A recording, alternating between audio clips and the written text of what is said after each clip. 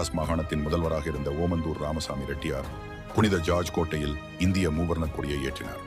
தமிழகம் முழுவதும் உள்ள கோவில்கள், மசூதிகள் மற்றும் தேவாலயங்களில் சிறப்பு வழிபாடுகள் நடத்தப்பட்டன.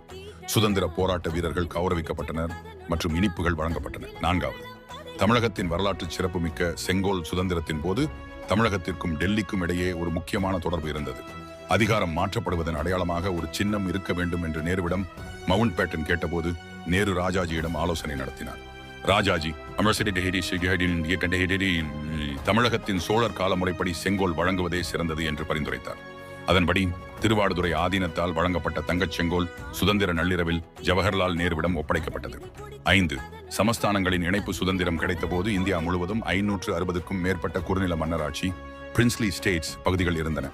அவற்றை இந்தியாவுடன் இணைக்கும் சவாலான பணியை சர்தார் வல்லபாய் படேல் மேற்கொண்டார்.